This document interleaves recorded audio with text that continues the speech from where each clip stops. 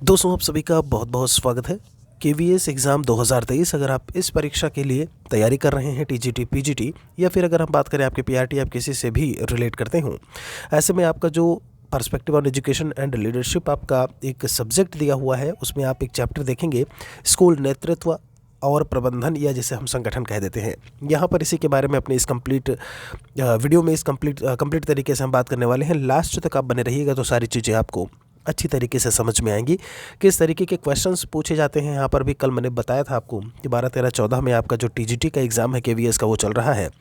13 में किस तरीके से स्कूल नेतृत्व यानी स्कूल लीडरशिप से जो सवाल है वो पूछे गए थे। वो यहाँ से क्वेश्चन आपके, चूँकि सिलेबस में नई चीज़ें सब ऐड हुई हैं तो यहाँ से सब क्वेश्चन आपके बन रहे हैं। जब हम बात करते हैं आपके स्कूल नेतृत्व प्रबंधन को लेकर के, तो कहते हैं आपसे यहाँ पर कुछ पॉइंट्स इन्होंने मेंशन किया हुआ है कि यह प्रभाग स्कूल प्रणाली प्रबंधन से जुड़े सभी हित धारकों के लिए क्षमता निर्माण प्रयासों का नेतृत्व करेगा। क्या मतलब है इसका? देखिए, स्कूल नेतृत्व और प्रबंधन का क्या मतलब होता है। हर एक डिपार्टमेंट में आप मैनेजमेंट का डिपार्टमेंट ज़रूर आपको देखने को मिलता होगा। वहाँ पर उसका जो मैनेजमेंट करने वाला होता है वो मैनेजर होता है, ये भी आप जानते हो। ऐसे ही जब हम स्कूल की बात करते हैं, स्कूल लीडरशिप को लेकर के, कि कोई तो है जो स्कूल का नेतृत्व कर रहा है। स्कूल में जितनी भी गतिविधियां हैं, जितनी भी चीज़ें हैं, चाहे वो हम अगर बात करें स्टूडेंट्स के वेलफेयर को लेकर के, चाहे हम टीचर की वेलफेयर को लेकर के बात करें, टीचर से संबंधित चीज़ों के बारे में बात करें, या फिर जो आपके बाकी वर्कर्स होते हैं, रसोइये वगैरह, उनको लेकर के बात करें, तो उन सभी को कहीं ना कहीं कोई ना कोई नेतृत्व करने वाला ज़रूर होता है। यहाँ पर देखेंगे आप स्टेट मैनेजर, स्कूलों के प्रमुख, स्कूल प्रबंध समितियाँ, सीआरसी होता है, बीआरपी होता है, बीआरसी होता है, दिल्ली में स्कूल प्रशासनिक व्यवस्था का मध्य प्रबंधन। तो ये लोग कौन हैं? ये काम क्या करते हैं? ये पूरी तरीके से स्कूल के लीडरशिप का काम कर रहे होते हैं। आपने भी जब बीटीसी डीएलएड किया होगा तो आपने बीआरसी सीआरसी का नाम सुना होगा, या आप कहीं ना कहीं क्लस्टर रिसोर्स सेंटर और ब्लॉक रिसोर्स सेंटर करके आप इसे बोल देते हो। स्कूल प्रबंध समितियां, स्कूल मैनेजमेंट कमेटी की जब बात करते हैं तो यहाँ से भी सवाल अभी आपका पूछा गया था। ये भी आपकी चीज़ें जो है वो इंपॉर्टेंट है। कहते हैं इस प्रभाग के कुछ प्रमुख कार्य निम्नलिखित होंगे। क्या कार्य होंगे भाई ऐसे में? तो कार्यों की अगर हम बात करें, इसमें कहते हैं कि प्रशिक्षण की ज़रूरतों को निर्धारित करें और सीधे प्रासंगिक सामग्री तैयार करें, और डाइट के सहयोग से प्रशिक्षित करें, या स्कूलों के प्रमुखों के राष्ट्रीय और अंतर्राष्ट्रीय भागीदार संस्थानों के माध्यम से बाहरी प्रशिक्षण की सुविधा प्रदान करें। अब इसका क्या मतलब है? प्रशिक्षण की ज़रूरत आपने देखा, जब हम ट्रेनिंग की बात करते हैं तो ट्रेनिंग की, जैसे आप बीटीसी डीएलएड में गए, आप एक भावी शिक्षक शिक्षिका ऐसे में बनने वाले हैं, तो आपके प्रशिक्षण, आपकी ट्रेनिंग की व्यवस्था कहीं तो की गई होगी। नोटिस आता था, कहीं से तो आता था। तो जब हम आपकी बात करते हैं यहाँ पर जिला शिक्षा एवं प्रशिक्षण संस्थान, यानी जब हम डाइट की बात करते हैं तो डाइट क्या है, इन्होंने बोला प्रशिक्षित करें, वो कहीं ना कहीं स्कूलों को रिडायरेक्ट करता है। और स्कूल क्या करते हैं ऐसे में? आपके लिए फिर ऐसे में जो भी आपके रूल्स रेगुलेशंस हैं वो बताते हैं कि आपका 1 महीने की ट्रेनिंग होगी और आपको ऐसे ऐसे में ये चीज़ें करनी है। बीएड में भी आप भी कुछ इसी तरीके से काम कर रहे होते हो। डीओई की बात की है, डाइट की बात की है कि परामर्श स्कूल से स्कूल प्रबंध समिति में या स्कूल प्रबंधन में शामिल सभी हितधारकों, जैसे स्टेट मैनेजर्स होते हैं आपके, एसएमसीज करके बोला है, सीआरसी बोला है, बीआरपीज बोला है, बीआरसी बोला हुआ है, मिडिल मैनेजमेंट आदि के प्रशिक्षण आवश्यकताओं का निर्धारण और समग्र निर्माण एवं प्रशिक्षण का समर्थन। यहाँ एक चीज़ बहुत अच्छे से याद रखिएगा, ये सारे ऐसे लोग हैं, आपसे इन्हीं में से क्वेश्चंस आपसे पूछे जाएंगे कि क्या ये ऐसे में स्कूल के लीडरशिप में काम करते हैं। एक बात अच्छे से ध्यान में रखिएगा, स्टूडेंट्स की यहाँ पर फिलहाल के लिए बात नहीं है, स्कूल के लीडरशिप की बात की गई है। ठीक है, वो लोग स्कूल को कहीं ना कहीं लीड कर रहे होते हैं, और स्कूल को फिर कौन चला रहा होता है? एक प्रिंसिपल के अंडर में टीचर होते हैं, और फिर टीचर के अंडर में जब हम बात करते हैं तो वो स्टूडेंट्स आपको देखने को मिलते हैं। आगे कहते हैं आपसे व्यापक स्कूल प्रबंधन और मूल्यांकन, जैसे शाला सिद्धि, इसका नाम याद रखिएगा। ये शाला सिद्धि क्या है? से संबंधित सभी कार्यक्रमों, जैसे कोई एक जैसे आपका शाला शिक्षा प्रकार का था, जो एकदम आप जो चाइल्डहुड वाले बच्चे थे, जो शैशवावस्था वाले बच्चे थे, स्कूल जाते थे, तो व्यापक स्कूल प्रबंधन और मूल्यांकन जैसे शाला सिद्धि से संबंधित सभी कार्यक्रमों और केंद्र पर आयोजित योजनाओं के लिए एक नोडल डिवीज़न के रूप में काम करें। ठीक है, जैसे नोडल एजेंसीज होती हैं, बिल्कुल उसी तरीके से। आगे आपसे इन्होंने बोला है कि कठोर हैं, प्रासंगिक हों, जो है नवोन्मेषी हों, नए तरीके से वर्तमान होने का प्रयास करते हुए स्कूल नेताओं, प्रशासक शिक्षा और स्कूल प्रणाली प्रबंधन के क्षेत्र में कार्यवाही, अनुसंधान और परियोजनाओं को अनुसंधान परियोजनाओं को अंजाम देना। तो ये सब क्या है? सही तरीके से उसे पालन करना, प्रसंग के हिसाब से हो, इजूल फिजूल करना हो, एक नए तरीके से हो, ठीक है। और इन सब चीज़ों को शामिल करते हुए इन्होंने कहा कि जो भी कार्यवाही है, जो भी अनुसंधान है, ऐसे हम प्रोजेक्ट को क्या करेंगे, बढ़ावा देंगे। स्थानीय और अंतर्राष्ट्रीय विश्वविद्यालयों के साथ सहयोग करें। आप देखिएगा प्राइमरी से भी कई टीचर हैं चुन करके विदेशों में भेजे जाते हैं कि जा कर के जरा देखिए कि वहाँ की शिक्षा पद्धति कैसी है। आपने देखा होगा कई सारे टीचर हैं जिनको अवार्ड्स मिलता है। ये अगर आपने गौर किया हो तो आपको ये बात बहुत अच्छे से समझ में आ रही होगी कि किस तरीके से वहाँ की चीज़ें हैं जिसे हम अप्लाई कर सकते हैं। कई सारे हैं, आप देखेंगे दिल्ली के स्कूलों में जा कर के देखते हैं कि दिल्ली के जो प्राइमरी के स्कूल हैं, उच्च प्राथमिक स्कूल हैं, वो कैसे संचालित हो रहे हैं। फिर कहते हैं अतिरिक्त प्रोजेक्ट फेलो की भर्ती को संकाय द्वारा वित्त पोषित अनुसंधान परियोजनाओं से जोड़ा जाए। वित्त पोषित वही फाइनेंस्ड जिसको हम बोल देते हैं, परियोजना प्रोजेक्ट से जोड़ने की बात।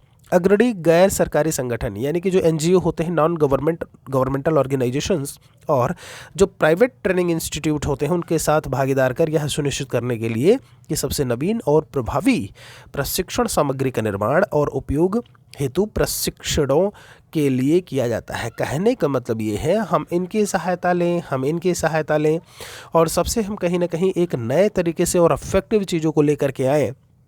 कहाँ पे जो भी प्रोजेक्ट हैं, प्रोजेक्ट कैसे, जैसे स्कूल की हम अगर बात करें, पहले क्या था कि टाट पट्टी था, सारी चीज़ें थी। अभी हम बेंच को लगाने की बात कर रहे हैं, ठीक है।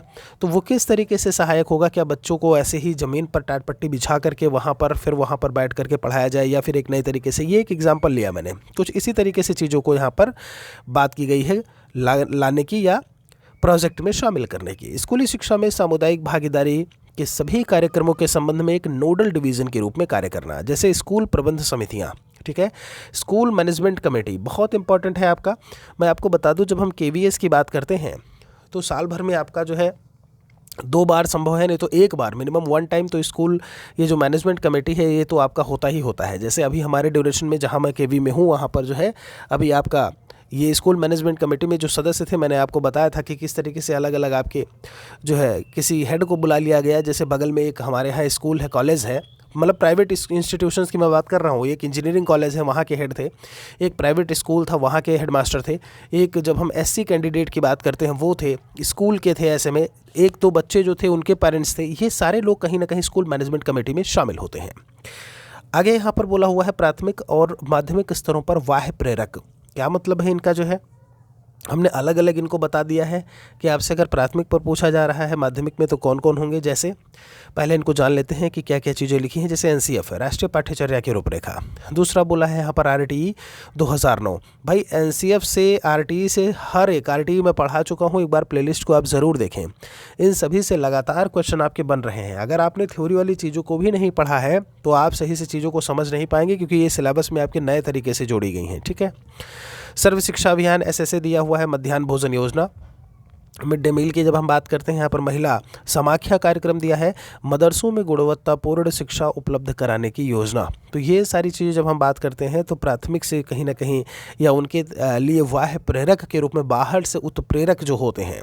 भाई आरटीई 2009 में क्या बताया गया, यही कहा गया ना कि इन चीज़ों पर सुधार करने की ज़रूरत है। स्कूल 1 किलोमीटर हो, 2-2.5 किलोमीटर हो उच्च प्राथमिक के लिए, है नहीं। आपके शिक्षकों बच्चों पर इतने शिक्षक होने चाहिए।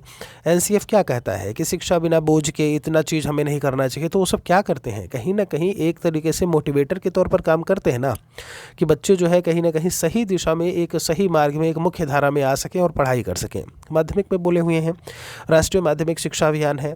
मॉडल विद्यालय स्कीम योजना दिया हुआ है। कन्या छात्रावास योजना है। ICT@schools ICT। सीधा सीधा सवाल अभी आपका TGT में पूछा जा रहा है। इंफॉर्मेशन एंड कम्युनिकेशन टेक्नोलॉजी क्या होता है, एक लाइन में समझिएगा।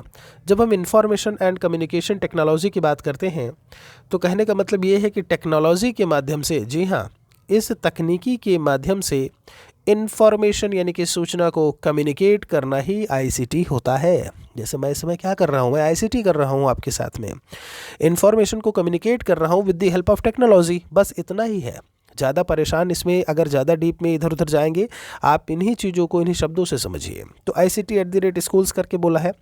माध्यमिक स्तर पर विकलांगों की समावेशी शिक्षा इन्होंने बताई हुई है।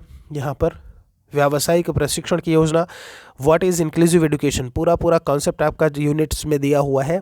जब हम अपने CDP सिलेबस की बात करते हैं तो समावेशी शिक्षा आप पढ़े भी हो, हम अलग से भी एक चैप्टर में आपको बता देंगे इकट्ठे ही। व्यावसायिक प्रशिक्षण की योजना, national means cum merit scholarship scheme. अब आपसे पूछ लिया जाएगा कि क्या ये चीज़ काम में आती है, ये जो आपका national means cum merit scholarship scheme है, क्या ये स्कूल लीडरशिप या मैनेजमेंट के लिए काम में आती है, या ये उनमें से उसका हिस्सा है। तो आपको इन्हीं सब चीज़ों का ध्यान रखना। नेशनल इंसेंटिव फॉर गर्ल्स दिया हुआ है। भाषा के अध्यापकों की नियुक्ति, भाषा बहुत ज़रूरी है ऐसे में, भाषा इंग्लिश भी हो सकती है, हिंदी भी हो सकती है ऐसे में, ठीक है। चलिए, चुनौतियों का सामना करना। यहाँ पर हमने क्या दिखाया है हम आपको बता दें, ये सारी चीज़ें हमारे नोट्स में जो है वो दी हुई हैं। महेश एकेडमी एंड्रॉयड एप्लीकेशन में आप जाएंगे, KVS PRT का जो कोर्स है उसी में ये सारे नोट्स में आपको चीज़ें मिलेंगी। तो हमने केस स्टडी के माध्यम से, यही केस स्टडी सबसे इंपॉर्टेंट होता है। On the basis of this case study हम किसी भी जो आपकी चीज़ें होती है उसके आउटकम के रूप में आते हैं कि अब हमें ये काम करना है। आपने भी केस स्टडी की होगी, अगर आप सही से ध्यान दें तो जब आप BTC DLED की ट्रेनिंग में गए होंगे या B.Ed वाले जो भी हैं, तो उसमें आपने केस स्टडी ज़रूर की होगी। किसी भी बच्चे पर उसकी डिटेल, उसके ब्यौरे को लेकर के, किस में पढ़ने में अच्छा है, किस में थोड़ा सा कमज़ोर है, माता पिता का नाम, एड्रेस क्या है, सारी चीज़ें आपने देखा होगा।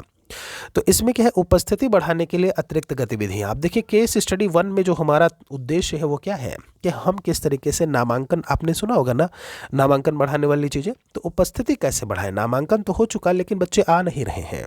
थीम क्या है, विद्यालय के टाइम टेबल या दिन का संयोजन, टाइम टेबल को बोल देते हैं। शिक्षक का नाम, यहाँ पर कोई भी एक शिक्षक या शिक्षिका का नाम इन्होंने रख दिया है। संदर्भ क्या है, देखिए कुछ इस तरीके से केस स्टडी तैयार होती है, तभी आप चीज़ों को समझ पाएंगे। 550 छात्रों का पब्लिक विद्यालय, इसमें मुख्य रूप से मुस्लिम छात्र हैं और यह एक मध्यम आकार के कस्बे में है। देखिएगा, समझिएगा इस चीज़ को। अब समस्या का कथन देखिए, इसमें इन्होंने दिया हुआ है। छोटा होने के पाठ्यक्रम को पूरा कराने के दबाव में छात्रों को सृजनात्मक खेल कूद की गतिविधियों में भाग लेने के लिए थोड़ा सा समय मिलता है। ये गतिविधियां छात्रों के समग्र विकास के लिए महत्वपूर्ण है, ये बात बताई गई है। इसके अलावा वह छात्रों की हाजिरी के बारे में चिंतित थी और उन्हें विद्यालय में रहने के लिए प्रेरित करने के लिए एक साधन की तलाश थी। भाई अब ऐसे में बहुत सारे बच्चे हैं लेकिन वो उपस्थित नहीं रहते हैं, वो एब्सेंट रहते हैं। परिवर्तन क्या था, अब यहाँ पर यह कहा चुनौती से निपटने के लिए विद्यालय के दिन को लंबा करना। यहाँ पर विद्यालय के हर दिन में अतिरिक्त आधा घंटा जोड़कर उन्होंने क्या किया, विद्यालय के मूल पाठ्यक्रम पर संकेंद्रण को प्रभावित किए बिना अनूठी गतिविधियों के समय और स्थान बनाने में जो है वो सफल हुई। खेल कूद की अगर हम बात करें, कराते समय कैरम है, शतरंज जैसी गतिविधियों में लाइब्रेरी में परिवर्तन, आवर्तन, जोड़ना आना। मतलब कहने का ये है कि आप कुछ एक्स्ट्रा करिकुलम एक्टिविटी, मतलब आप क्या कर सकते हो, आप स्कूल, आप उन बच्चों के, देखिए जिस तरीके से स्कूल को लीडरशिप करने की बात थी तो ऊपर वाली संस्था करती थी, अब बच्चों को लीड करने की बात तो आप ही के हाथ में है। तो आप ऐसा क्या कर सकते हो कि बच्चे उपस्थित हों। आप बोलोगे बच्चा बेटा गेम खिलाया जाएगा, आ जाओ सारे लोग, आधे घंटे गेम चलेगा। गेम खेल के माध्यम से पढ़ाना और सारी चीज़ें, ये आप बहुत अच्छे से जानते हो। खेल विधि भी है जब हम बात करते हैं पठन पाठन में, जो हम अपने यूज़ में लेकर के आते हैं। तो आप इन सारी चीज़ों को क्या है, अब देखिए इसमें इन्होंने बताया हुआ है कि नवाचार के महत्व को, बच्चों के संपूर्ण विकास से, विद्यालय में आनंदित रहना, सीखने के समय उपलब्ध कराना, उन सारी चीज़ों से क्या है उनकी वृद्धि को आंका जा सकता है। दिलचस्प क्यों है ये भी इन्होंने बताया हुआ है। ये कहते हैं जहाँ कोई भारतीय बालक विद्यालय में सामान्य तौर पर केवल 4 घंटे व्यतीत करता है, जबकि विकसित देशों में बच्चे विद्यालय में 6 से 8 घंटे व्यतीत करते हैं। इसके अलावा यह उपस्थित, अब ये विकसित देशों में कैसे पता चला, आपने देखा ना, जो अभी हम बात कर रहे थे कि बाहर जाकर के वहाँ से कुछ लेकर के आना, सीख करके आना, उन्हीं चीज़ों से हमें पता चला कि वहाँ इतने समय में। लेकिन बाकी समय क्या होता है, क्या 8 घंटे पढ़ाई होती है? नहीं। आप चाइना के, जब हम प्ले स्कूल्स की बात करें, हम आपको बता दें कि वहाँ पर स्कूल में छोटे छोटे आर्टिफिशियल पेड़ बना दिए गए हैं, समझ रहे हो, छोटे छोटे पेड़, और बच्चों को छोड़ दिया गया कि आप जाओ उन पर चढ़ना सीखो। लर्निंग बाय डूइंग का कॉन्सेप्ट बाकायदा चल रहा है जब हम बात करते हैं, आप समझ रहे हो इस चीज़ को। ये सब सारी चीज़ें अपनाई जा रही हैं कि उनका मन लगा रहे। खेल वाली चीज़ें 8 घंटे पढ़ाई नहीं होती, 2 घंटा पढ़ाई कराते होंगे, 6 घंटा खेल खिलाते होंगे। आप समझ रहे, आधा घंटा पढ़ाया फिर कहे चलो 1 घंटा खेलते हैं, फिर 10-15 मिनट 20 मिनट पढ़ाया फिर कहते चलो घंटा भर खेलते हैं। तो इस तरीके से चीज़ें कहीं ना कहीं बच्चे जो है वो अपने आप में जुड़े रहते हैं, आनंदित रहते हैं। यहाँ पर कुछ इन्होंने बताया हुआ है, देखिए संभावित चुनौतियों की बात की है, विद्यालय प्रबंधन समिति को संतुष्ट करने की ज़रूरत पड़ सकती है। खैर ये चुनौतियाँ हैं भाई, अगर आप ये काम कर रहे हो तो स्कूल मैनेजमेंट कमेटी को कैसे क्या कुछ करना होगा उसके बारे में इन्होंने बताया हुआ है। ठीक है, तो दोस्तों ये थी, जब हम बात करते हैं आपके कि एक केस स्टडी के माध्यम से अगर बच्चे स्कूल में नहीं आ रहे हैं तो आप कैसे लीड करोगे। आप एक टीचर हो, आप एक शिक्षक हो, शिक्षिका हो, आप कैसे लीड करोगे कि बच्चे जो है वो पूरी तरीके से प्रेजेंट रहें। नेतृत्व की कुछ पद्धतियाँ यहाँ पर इन्होंने बताई हुई हैं। ये कहते हैं बहुत सारी बातें इनमें इन्होंने बोली हुई हैं। तो नेतृत्व की पद्धतियों की जब हम बात करते हैं, जैसे इन्होंने कहा, जब परिवर्तन थोपा जाता है तब नियोजन, कार्यान्वयन, समय सीमा पर प्रायः निर्देश दिए जाते हैं। सीधी सी बात है, आप कहते हो कि इसे अपने विद्यालय के लिए स्पष्ट रूप से परिभाषित परिणामों वाली योजना में बदलने की ज़रूरत पड़ेगी। एक स्पष्ट संप्रेषण तय करना और हर व्यक्ति को बताना कि उससे किस प्रकार की भूमिका अदा करने की अपेक्षा की गई है। देखिए, अगर आप लीड कर रहे हो, एक कोई प्रिंसिपल है वो लीड कर रहा है, तो उसे, जो शिक्षक है, उसे ये बताने की ज़रूरत है कि मैं आपसे अपेक्षा करता हूँ कि आपके क्लास में अगर 100 बच्चे हैं तो उनका क्या कुछ ऐसे में रिजल्ट होना चाहिए, उनकी उपस्थिति कैसी होनी चाहिए, उनका जो व्यवहार है, हाव भाव स्वभाव, हिंदी भाषा का ज्ञान, अंग्रेजी भाषा का ज्ञान है कि नहीं, भाषा का ज्ञान है कि नहीं, ये सारी चीज़ों के बारे में यहाँ पर इन्होंने बताया है। तो इन सब चीज़ों को इसमें ही शामिल करने की बात की गई है। देखिए, कुछ कॉन्सेप्चुअल चीज़ें होती हैं। कॉन्सेप्ट अगर आपने चीज़ों को समझा हुआ है तो आप आराम से एक सिचुएशनल बेस्ड, जैसा कि मैंने आपको बोला था कि पेडागॉजी में जो क्वेश्चन का टाइप है कैसे कैसे पूछा जा रहा है, तो एक होता है सिचुएशनल, आपको सिचुएशन के हिसाब से, या प्रैक्टिकल जिसको बोलते हैं। तो पेडागॉजी ऐसी चीज़ है जो अगर आपको प्रैक्टिकल नॉलेज नहीं है तो आप आंसर नहीं कर पाएंगे। फिर कुछ स्टेटमेंट के बेसिस पर होते हैं कि स्टेटमेंट दे दिया आपसे कि ये स्टेटमेंट किसका है, और एक फिर आपसे पूछ लिया, डायरेक्ट क्वेश्चन पूछ लिया आपसे कि आपसे जो RPWD एक्ट, जो आपका फिजिकली हैंडीकैप वाला वो एक्ट आया था, तो कब आया था? 2016 में आया था, दिसंबर 2016 में। आपका लागू कब हुआ था? 2017 में लागू हुआ था। 21 प्रकार की डिसेबिलिटी होती है, ये भी मैं आपको बता चुका हूँ। तो ये डायरेक्ट प्रकार के क्वेश्चंस भी इस तरीके के पूछे जाते हैं। ठीक है, कुछ और बातें यहाँ पर गतिविधि वगैरह दी हुई है ना, कि क्या करना चाहिए। मेरा विश्वास है कि अध्यापन और पढ़ाई में छात्र केंद्रित गतिविधि आधारित होना चाहिए। देखिए, ये सारी बातें की गई हैं, चर्चा की जा रही है। मैं चाहता हूं कि शिक्षकों को सभी छात्रों को कक्षा में भाग लेने का अवसर देना चाहिए और उससे उनके चिंतन को प्रभावी रूप से प्रोत्साहित करने के लिए प्रश्न पूछने की तकनीकी का उपयोग करने की अपेक्षा करते हैं। ठीक है, बात को समझिएगा। मैं चाहता हूं कि शिक्षक जो है वो छात्रों को विचार मंथन करने और ऐसे में यहाँ पर इन्होंने कहा अन्वेषण करने में मदद करना। मैंने कहा सारे स्टाफ को कक्षा में रोल प्ले संवाद, यानी कि कोई भी डिबेट है रोल प्ले का, और नाटक का उपयोग करने के लिए प्रोत्साहित करता हूँ। अच्छी बातें बताई गई हैं, आप कैसे लीड करोगे, यही सब सारी चीज़ें लीडरशिप में, एक लीडर में, लीडरशिप वाले उसमें एक लीडर में होनी चाहिए कि वो आखिर कर क्या रहा है, कैसे करेगा। ठीक है, चलिए, कुछ और भी बातें यहाँ पर बताई हुई हैं। जैसे कहा, काफ़ी समय पहले नियोजित करने, प्लान करना, नियोजन का मतलब होता है, और तैयार करने की अपेक्षा करता हूं ताकि वे अपनी अवधारणाओं को एक दूसरे के साथ में साझा कर सकें। मैं सभी शिक्षकों को TESS भारत सामग्रियों का उपयोग करने और उन्हें अनुकूलित करने के सृजनात्मक तरीके की खोज करने के लिए आमंत्रित करना हो। तो व्हाट इज़ TESS, ये सवाल बनता है। आप अगर TESS इन चीज़ों को नहीं जानते हैं तो ज़रा कमेंट में बताइएगा, एक बार ज़रा फुल फॉर्म बताइएगा, या TESS के बारे में देखते हैं कितने बच्चे कमेंट में लिखते हैं।